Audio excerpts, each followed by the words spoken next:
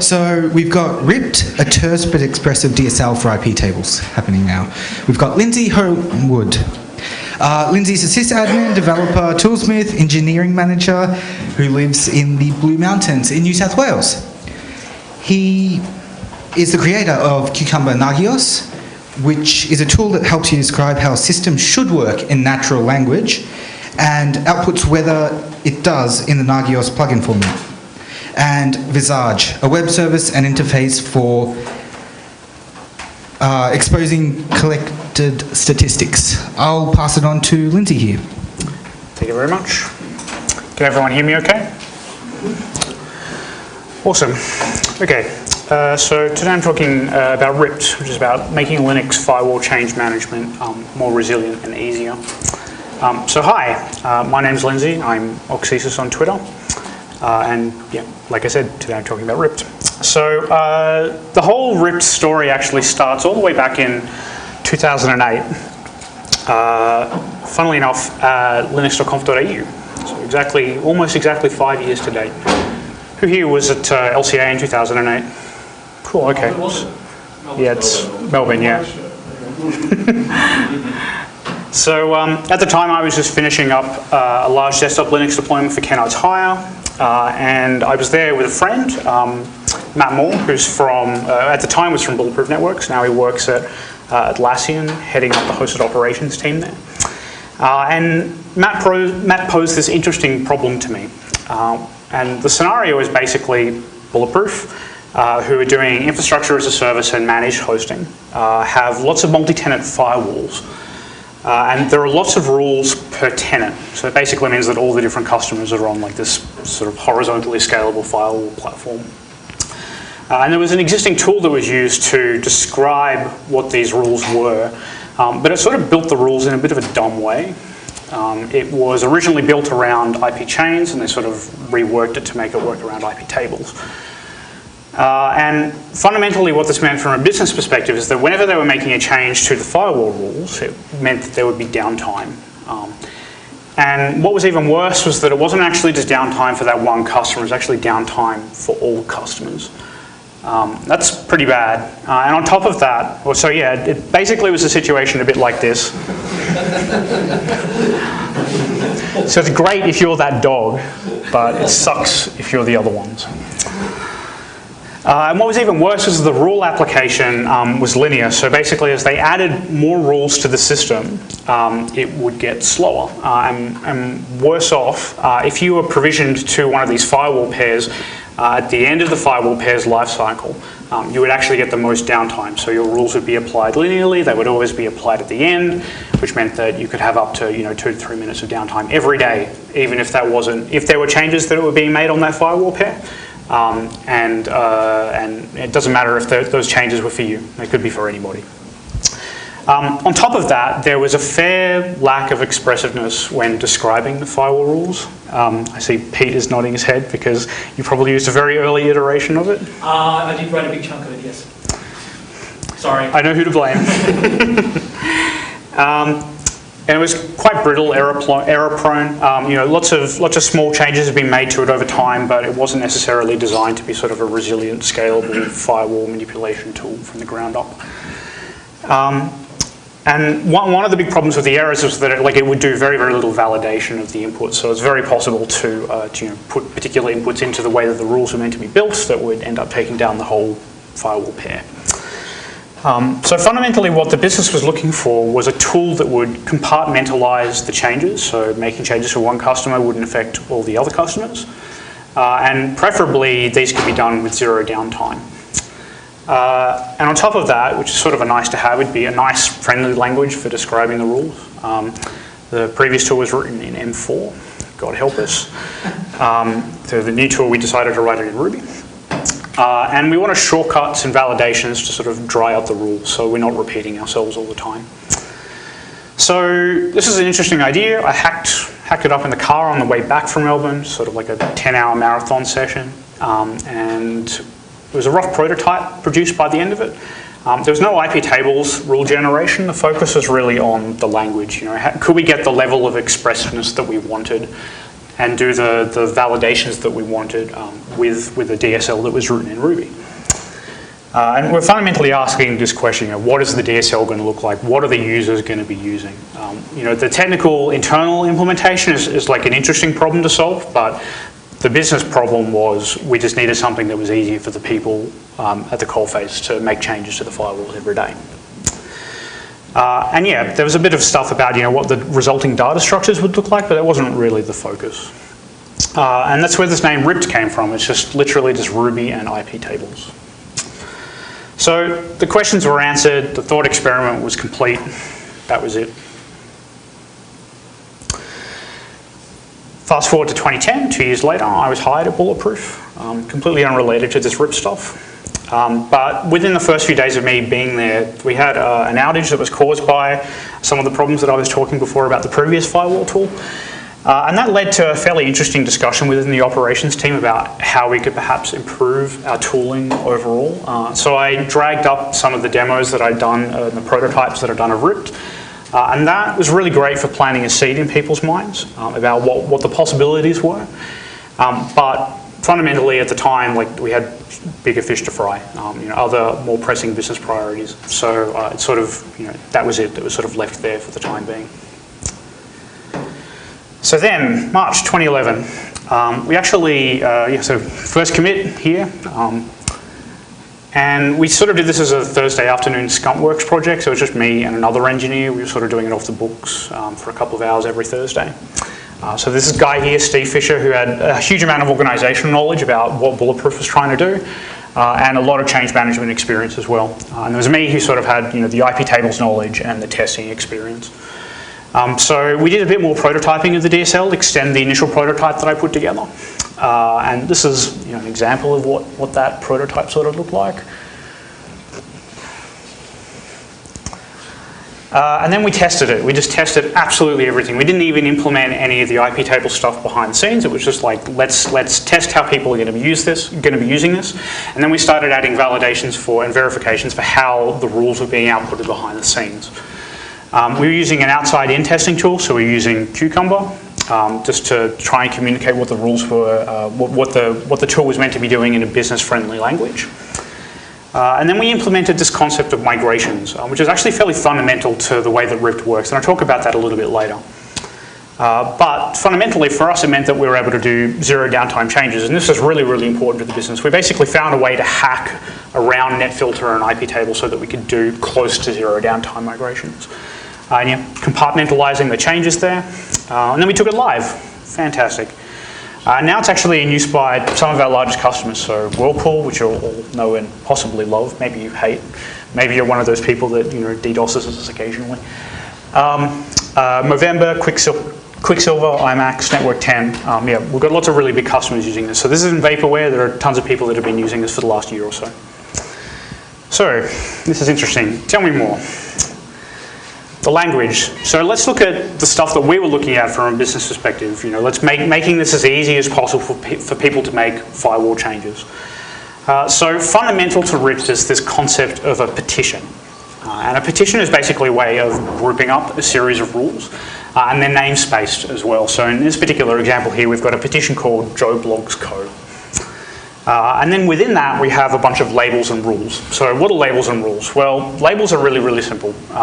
They look something like this. So there's just a method that you call, and it's just a key value pair. So this part here is the key, and this stuff here is just the value. And you can basically, it's a hash, so you can pass whatever arbitrary information you want in there.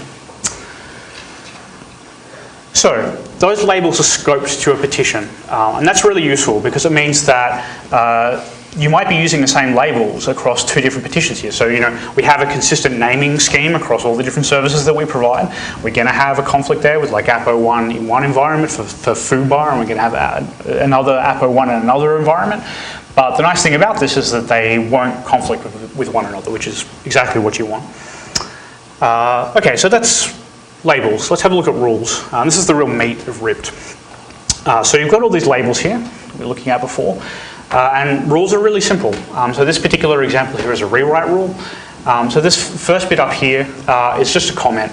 And it's not actually used anywhere else, but it's actually impossible to invoke rewrite without at least passing some text in there. And we make some size validations on that. We don't check that what you're putting in there is semantically correct, but there are other ways to make sure that engineers do that, like having a reasonable process for making firewall changes. And then we have a bunch of arguments to the rule here. So this is just a Ruby block. It's not particularly magic or anything like that. So in this particular example here, we're saying that any traffic that hits joeblogsco.com, which maps to this IP address up here, on port 80 should be sent to apo1 on port 80 as well. Then we can add multiple rewrite rules as well. So that one before was for port 80. This one here is for port 22. So HTTP and SSH. And the default policy behind the scenes is to actually drop the traffic. So if you haven't defined a rule in Ript for allowing some traffic to pass through, it will just drop it, which is a fairly sane way of doing firewall management. So when you actually run this is just setting up a DNAT rule, right? Which is going to be on the NAT table in iptables, a net filter. So what you actually need is an accept as well. You're saying, okay, I'm going to rewrite this packet, but you actually need to be able to accept it to go through the filter table so that it will actually be sent to someone.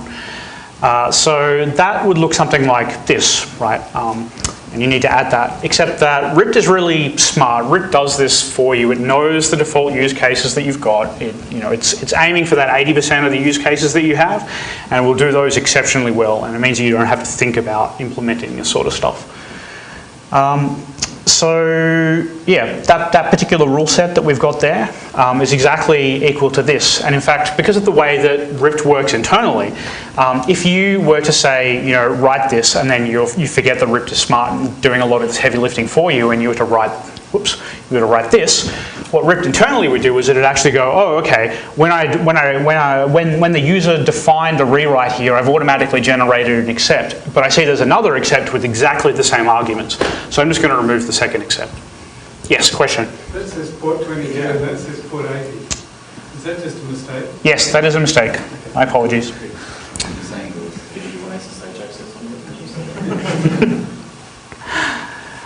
All right, and that's fundamental to us trying to dry up the rules. We don't want engineers to be repeating themselves all the time. And then there's a bit of cleanup that we can actually do to the examples that we were looking at there.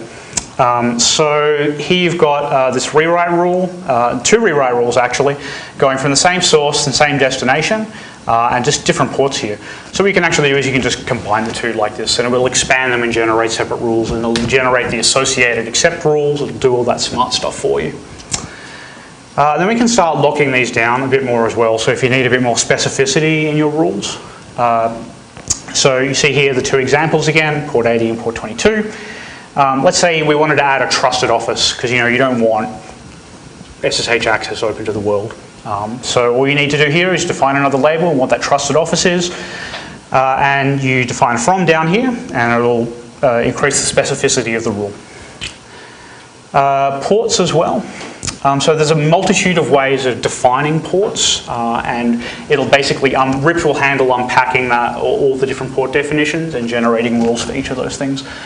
So the default way is just getting a list of ports. Right here we've got port 22 and port 993.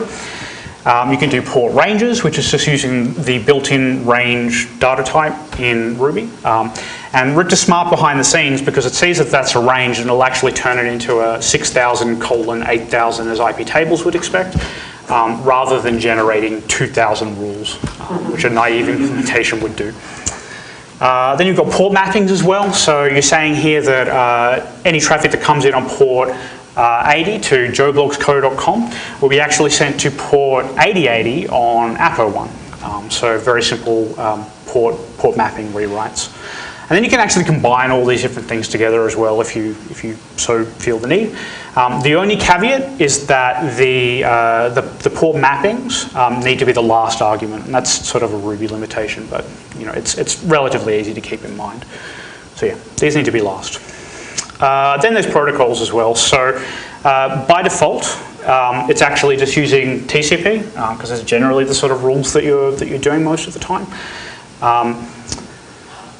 but you can actually specify UDP, and you can also specify the protocol number as well if you wanted to do that. So more rules. So yeah, we've got a drop here for a bad guys. This is useful in a standalone firewall context. So yeah, you just add another label and you've got another rule invocation right there. So what order does that happen in? That's a very good question. Technically, behind the scenes, it will actually happen top to bottom. So it's relatively imperative. Generally, you don't need to worry about that, but it is something to keep in mind. That's a very good point. So in that case, then, bad guy's not going to be denied. Yep, you're absolutely right. And this is an example. And that's actually someone's understood that. Yep, no worries, all good. Yes? Can you do a not from? So then you wouldn't have to have that second rule, you could just say in your rewrite rule, and not from this guy. So Yeah, right now the DSL doesn't support that, but we should absolutely add that as a feature. It's a good idea. Any other questions? Yes, go. Can you add fragments of iptables code that don't fit into this scheme? Oh, that's a very loaded question. I will not answer it on the video feed. You can come talk to me about it afterwards. The short answer is yes. So yeah, you can also be a bit more open as well. So you can specify a net mask here. So we changed it from bad guy to bad guys, and it'll apply the same thing down here as well with a net mask. One of the other really cool features is that you can just pass this log equals true to any of these rule definitions, and it'll add a corresponding log rule in front of that as well, which is really handy. In fact, it even goes so far as you can add that log equals true all the way up here on petition, and it'll actually cascade down to all the different rules that you define. You can actually negate that as well, so you can do log equals true up here, and then log equals false on, say, just that rule, if you want to do that. So, don't repeat yourself is a fundamental thing that we're trying to achieve here. So Ript provides a whole bunch of shortcuts as well for defining things. So if you, rather than defining a whole bunch of different rewrites, you can just pass in a list and it will generate individual rules for each of those things. You can also specify a big long list of froms and tos, and it'll actually unpack that. So this will generate an unwieldy number of rules. And I probably wouldn't recommend doing this, but it shows you the power of what you can actually do with the DSL. So, the rationale. How do we get to here? Why am I talking to you today? So we had this existing tool for describing rules, as I was saying before, but it did things in a dumb way, and it gave us a whole bunch of downtime. This is really, really bad, fundamentally. And what we realized was that the real problem that we had with the previous tool was that it was focused on making large changes. So they weren't in isolation. It was just like if I want to change one rule, I have to regenerate all the rules. This means that fundamentally we had a poor separation of concern. It's sort of like putting everything, like you're doing object-oriented programming and then putting everything in one gigantic method. Right? You wouldn't do that, right? You would tend to split it out into separate, smaller methods so that you can easily refactor and all that jazz. So how do we fix this? We sort of went back to the drawing board here about how we're actually going to do the rule application, because we sort of had the DSL problem solved, but the real crux of the issue was how we could actually apply these rules more cleanly.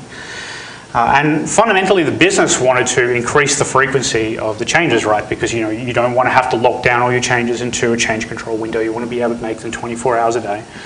And we really wanted to limit the size of them as well, so that if you make a change for a single customer, it doesn't cascade and overflow to all the other customers. And fundamentally, we're just trying to remove friction from the whole change management process. And this is really fundamental when the business is growing at such a quick pace. And you probably noticed that all of those three things here, the increasing the frequency, the limiting the size, and the removing the friction, are just core tenets of what continuous delivery is. So there's nothing particularly magic about what we're doing here. We're just applying the same concepts behind continuous delivery to iptables firewall management. And what we really wanted to do, the end goal, was to actually eliminate change windows so that they're 24/7. We didn't want to have to. We want the changes to be so small that we can make the changes whenever we want. And we don't have to make sure that we alert all of our customers and it's done in a particular time of day. One of the real big problems that you can have is, if you've got the change window between, say, 4 and 6 o'clock, right? And a customer emails in a support request at 3:30 saying, hey, can you please add this firewall change for me? If you didn't have an engineer available to be able to do that, it meant that you'd potentially have a 24-hour lead time before that change would even be implemented. And that's really bad, especially when you move, as an organization, you're moving more towards a 24/7, follow the sun sort of support model. You want to be able to make changes anytime. And that 4 o'clock to 6 o'clock change window, what time zone is that? How does that affect when you've got customers in different time zones? Like it might not, the 4 to 6 o'clock might be fantastic for us here in Australia. But then you've got customers in Europe. That's like the beginning of the day. That's just a dumb time to have a change window. So we want to minimize the impact, minimize the risk of these changes, so that we can deliver more value to the customers. So yeah. Reducing risk, releasing early, releasing often, fundamental things in open source, and we're just applying it here to change management. The other really important thing here is failing fast and recovering quickly. So because the changes are compartmentalized, if you screw up a change for one customer, it's only ever for that one customer, and it's relatively easy to roll those changes back. And again, it's only affecting that one customer. So we sort of went back to the drawing board after doing this introspection and realizing what we were actually trying to achieve at a business level, and we sort of asked ourselves, okay, this is not rocket science. How are other people actually solving this problem in, preferably within IT, but maybe other disciplines within IT? And fundamentally what we were trying to do here is just incrementalism, right? Just making incremental changes to data. So you're asking questions about what the current state is. And you're going from a potentially current and unknown state to some sort of desired state. Hopefully you know what the current state is, but you can't always guarantee that. So we looked at active record migrations. Who here has done a bit of programming in Ruby at all before? Okay, so a couple of people. So active record is just an ORM, which is part of the Rails project. So it's an object relational mapper. It basically it provides a nice Ruby interface to materializing objects out of a database and serializing them back. So this is sort of from the active record migrations documentation. And this is really important. So what we're trying to do here is just describe the transformations, how to get from one state to another. And you want to be able to execute that in multiple environments, or in this particular case, multiple databases that might be 1, 2, 5, 10 versions behind. So this is a fairly close analogy to the way that we technically wanted to try and solve the problem. So if you look at an example here of an active record migration, it's really, really simple. You have an up method and you have a down method. The up method adds a column, the down method removes a column. Pretty simple and straightforward. I use another ORM, and so it's got a much more sort of Ruby-like DSL type syntax. So you notice that there's a bit of crossover there with the Ript DSL for describing things. So very similar sort of thing, right? What this thing is doing here is sort of fairly analogous to what this thing here is doing. But the cool thing about the SQL migrations, which are now actually in the active record migrations, is this. So you can just go to change. And it's smart enough to work out that if I want to create a table with this primary key in this column, obviously to go back to the previous version, then just do the opposite, just drop the table. Pretty simple and straightforward. And that's how simple we wanted to try and make the rule application in Ript. So in an active record or a SQL world, you basically have a list of migrations here. So you've got one migration that's basically incrementally changing the state. We took a slightly different approach with Ript, which is that we're always defining the current state, what we want the firewall rules to look like, but then we let the tool do all the heavy lifting to work out how to get from where you currently were, that sort of unknown state, to where we want to be. And yeah, in SQL it's really simple. You just run the migrations, point it at a database, that's it. That's fundamentally what we were trying to get to, that ease of use, that sort of workflow. So show me, this is all fantastic, but let's actually have a look at it. So I'm on a firewall machine here, it's just on my local laptop. So I've got a ript.lca directory, and there are two files in here. There's well technically three if you include doc.git. There's bootstrap.rb and a Linux.conf.au. So bootstrap.rb has these raw rules that you were asking, sir, up at the back about before. This is evil and this is going to go away. but it's the necessary stuff required to get netfilter into a state where Ript can do the incremental changes on top of it. So generally, you'll put this in place in your project, and you'll never touch it again. And just forget that there's such things as raw rules. They are evil. So if we have a look at Linux.conf.au. So here we're saying that we've got this label of Linux.conf.au with these particular addresses here. We've got an app01, an app02, and an app subnet behind the scenes. We've got a rewrite for the public website. So we're saying that any traffic that goes to port 80 on Linux.conf.au, which is this .2 address, DNAT it to app01, and also rewrite the port to port 8000. That's a fairly sort of standard practice for sandboxing apps as well. You preferably don't want to give them root level access to be able to bind to a port below 1024. So this is a fairly common pattern. We've got a outbound SNAT rule here saying that any traffic originating from within that subnet should be SNATed back out. And we've got an accept rule here so that I can access this machine repeatedly. Okay, so if I'm going to run Ript, I go Ript rules generate ript.lca. Okay, and what this has done is this has passed all those files in there, and it has outputted a series of iptables commands to do what we want. The cool thing about Ript is that it's actually recursive. So if I run Ript generate here, and then I run, say, Ript rules diff. It's not going to give me a good example. Let me change something here. Let's say we do port 25 as well. Okay, now I do Ript rules diff. So what Ript rules diff does is it analyzes the output of iptables -l and a couple of other little options in there. It works out that the hash of the rules that I want is different from the hash of the rules that's loaded into the kernel. Therefore, it generates, it basically outputs all the different rules that it would need to apply to get to the state that we want it to be in. So I've just done this diff. It hasn't actually applied anything, but the cool thing behind the scenes is that it's actually run Ript rules generate and then compared that to what's in the kernel. So running Ript rules diff and Ript rules apply, which I'm about to run, Ript rules apply will call Ript rules diff. Ript rules diff will actually call Ript rules generate. So we know that it's internally consistent top to bottom. So now, if I want to do Ript rules apply, it's going to output the rules here, and I do the diff again. There you go, magic. So it's idempotent. It knows that we're up to the correct desired state. Fantastic.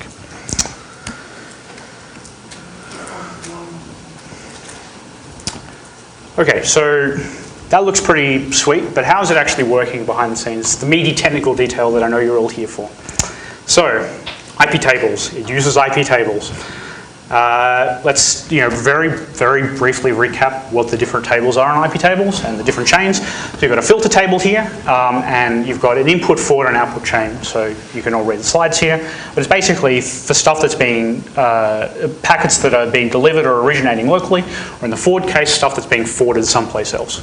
Then you've got the NAT table, and then to vastly simplify what the pre-routing and the post-routing chains do, there's packets for DNAT and packets for SNAT. That's certainly the way, the model that Ript uses internally for sort of dealing with iptables. So, Ript has a bunch of Ript-specific chains that it uses to apply the rules on top of and remove the previous rules. So we have this for a chain. And this is for traffic scrubbing, so it's actually what was in that raw rules definition before. So we do things like, allowing ICMP, stateful packet inspection, keep alive COMMARK if you're using sort of a HA setup with keep alive there. And this is a boilerplate chain. Like I said before, you are never, ever going to need to touch this.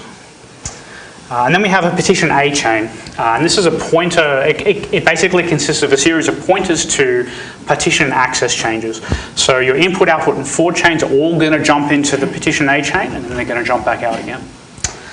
And then you have a customer-specific or a petition-specific chain. So in this particular example, we have a petition named mo.port.au. And there's a couple of different parts of this name here. So you've got the actual petition name, as you would find in the Ript DSL. Then you have a rule set type, so A for access, D for DNAT, S for SNAT.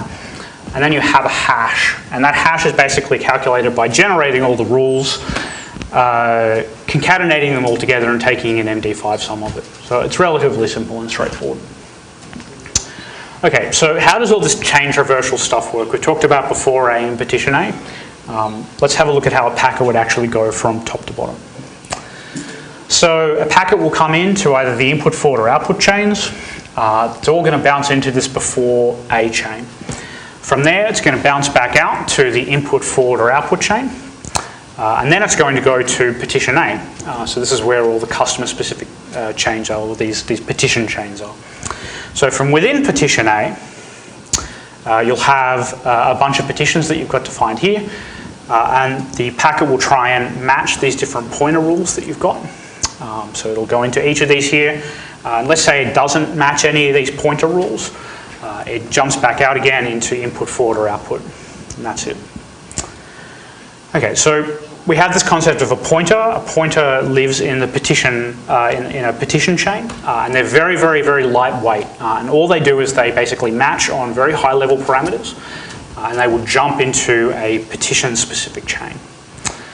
So there's pointers for each of the destinations and technically for each of the sources as well. So rather than doing sort of looking at all the different fields on the packet, we're just looking at two things, the source and the destination.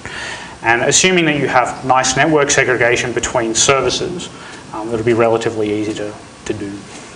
So the pointers match on the source and destination. And it means that we have very, very quick traversal of petition A. One of the problems we've had with the previous system is that if you have just lots and lots of rules, the more rules that you add, if you've got rules that are at the very, very bottom of that, they're going to have to try and match all the other rules in front of that. So we want to make traversal of petition A as quick as possible. So in this particular example here, you're going to go into this particular petition chain, doesn't match. Sorry, you're going to try and match against this pointer. This pointer doesn't match. Doesn't match against this pointer, doesn't match against this pointer, gets to this pointer here. Okay, so we've matched on this particular pointer rule. It's probably a series of pointer rules, but let's just say it's a single pointer rule. And from here, we're actually jumping into the petition chain itself. So then we do what's called in iptables and netfilter a verdict rule. And that's things like logging, accepting, rejecting, dropping, all that jazz. And we're going to go from within that partition chain, we're going to try and match all these different rules that are in here. And this is where all the specificity comes in. This has all the meat. So we're going to try and match on this rule, doesn't happen. Okay, it matches on this reject here. And from here it's a verdict rule, so the packet gets rejected and that's it. If a packet didn't match any of these things, it would actually jump back out again and hit the bottom. And there wouldn't be any matches. And of course the default policy is to drop, so nothing would actually happen to that packet. So logging is a little bit of a special case in iptables. So logging rules are technically verdict rules, except that they allow you to continue. So they're not really a verdict, they're like a pseudo-verdict. So in this particular example here, you've got a log rule, which is matching on this .72 here, right? Notice that it's got exactly the same address as this accept here, so it's going to log, and so it's matching this verdict, and then it's going to skip, and it's going to go to the accept, okay? And that's it. So that's basically the way that the logging rules work in all of this as well. So this is the way this is the design that Ript uses to allow zero downtime migrations. So when you run a Ript rules apply, all that's doing is it's inserting new rules to the top of this petition chain. Magic. And Ript rules apply always inserts pointers at the top of the chain, never at the bottom. So if you're making lots of changes for a particular customer or on a particular petition, they're always going to be inserted up at the top. Now, there's a little bit of a problem here because we've actually got overlapping pointers. We've got pointers for the same customer here. Slightly different hashes though. So what happens in this particular context? Well, this is a bit of a tricky problem because you've matched on this particular pointer, you've jumped into this petition chain, this customer petition chain, and you don't actually match on any of these verdict rules. So like I said before, you jump back out of it. So there's no match, it returns back to the petition A chain. But you've got this other pointer rule that points to this old chain from when I defined the state however many iterations ago. And the problem here is that because it has the same destination and it jumps into the old chain, you can actually hit old rules. So you don't actually have a clean state, right? That's actually a pretty bad situation because you might not want this accept to actually happen anymore.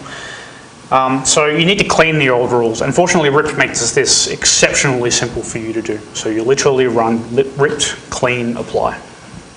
There's also a ript clean diff as well, if you want to know what it's about to do. But again, it works just like ript rules apply as well. It's recursive all the way down. So what happens when you run a ript clean apply? Well, just this. It notices that there's an identical partition name, so it blows it away. And oh look, there's another identical partition name.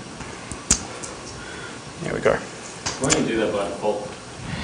That's a really, really good question. So we took the approach that it would be it'd be easier to make the operations simple and atomic, and it's up to the operator to add the orchestration on top of that. So in the way that we actually do stuff with our workflows, that happens automatically. From a user's perspective, they don't know about it, but we wanted to separate it out as much as possible. So workflows, how do we actually use this? Well, primarily we recommend that you store the rules in Git and use config management to actually make sure that Ript is installed on the machine. So how does that actually work? Well, in the bulletproof context, we use Puppet to install Ript on a machine, but you could very easily use Chef or Ansible or any of those other new hotness. Then we have a ript.rules repo, which we actually deploy with Capistrano. We treat it like a web application that we're about to deploy a new version of. So that's deployed here into this etc firewall current directory. We just do a cap deploy. Now by default, when you do a cap deploy, it's actually running ript rules diff. It's not actually applying anything. The operator specifically needs to do apply equals true for those rules to be applied. And funnily enough, runs ript rules apply. We also are starting to do more development around Vagrant. In fact, the demo that I was using just before is all built on top of Vagrant. It's going to be open source this week as well. So there are a couple of challenges in writing this sort of tool. So testing, fundamentally, is a bit of a difficult problem. So we're using Cucumber, which is nice and high level and outside in. And we have tons and tons and tons of examples of how to use the DSL that is shipped with Ript. And not only that, they're actually used by the tests. So they're not just abstract examples that are never up to date. We use those examples to run the tests, which is pretty fantastic. So yeah, we ship 41 different examples right now, and that's ever increasing.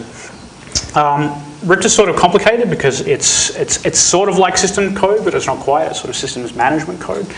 You have problems with lingering state as well. So if you are hacking on the tool and then you make some sort of error in your logic, you could potentially end up with the system in a broken state where you can't actually get into it anymore because you've applied some rules that will firewall you out. That's bad. So we have this rake clean slate task. And we actually call that at the end of every test run. So even if you manage to run a bunch of tests and execute some code that is broken and leaves the system in a broken state, after about 10 seconds you'll be able to get back in again, which is pretty useful. Open sourcing. This is a bit of an interesting problem for us. So fundamentally we love open source. We're using it everywhere. But we were focused on building this minimum viable products to get something out the door so that we could actually improve the process and not feel the pain operationally. So we started very, very concrete in the way that we were writing our examples. And there were some hard-coded bulletproofisms in there. And what that meant is that when it came to open sourcing, we needed to scrub a lot of the internal references from our tests. And this meant that we basically had to go back and rewrite the whole history of the tree to be able to do that and keep that consistent. And this is a horrible, horrible, horrible problem. So much so that we actually just gave up on it entirely. We actually ended up just having to nuke the Git repo. So if you look at ript.history, which is an internal private bulletproof repo, we have 234 commits to that. The public repo has 5. Sorry about that. The good news is though that we have a change log, so you can at least go back and have a rough idea where a regression might have been introduced. So all the development from now on is actually happening out in the open though, which is awesome. The only other little sort of crappy bit about Ript right now is the interface itself, binript. It's a little bit manky. It's not using sort of a lot of the newer, nicer ways of writing reusable commands with nested subcommands, but that's something that we're actively working on. And IPv6 as well. Right now has 0 IPv6 support. That really, really sucks. and it's massively important to the business. We're focusing on that quite hard this year. So internally within the API, we call .to iptables on a rule. So for us, adding IP6 tables support will literally be this simple. So it'll just be a flag that says, hey, this stuff is in IP6 tables, and it will, we just need to implement this. So it'll be relatively simple and straightforward for us. Obviously, concepts like NAT don't make any sense whatsoever in an IPv6 world. So it'll actually make Ript a hell of a lot simpler overall as well. And we're expecting that to be sort of delivered around Q2 2013. So fundamentally, this talk is actually about writing our own history, writing our own tools to scratch our own itches. We found that it's very, very easy to complain about all this operational mank that's been built up over a decade of the company existing. And we really needed to fundamentally question our circumstances about the problems that we were actually trying to solve. The tool, when it was written, absolutely fantastic. It really did a fantastic job and it carried the business a hell of a long way. But the circumstances fundamentally have changed, and that's why we needed to reevaluate what the problem is that we're trying to solve. So if we're working with shitty tools, then what's the thing that led us to this point? Well, in our particular case, we're just growing so quickly, so we needed a better tool that would handle that sort of scalability. It's a relatively simple question to ask and answer, but lots of people just sort of forget to do that. So yeah, what's the problem that you're trying to solve? For us, the tools are a means. They can be rebuilt, rewritten, replaced. Whereas for us, it was about finding our concrete principles, which was frequency, size, and reducing friction. Thank you very much.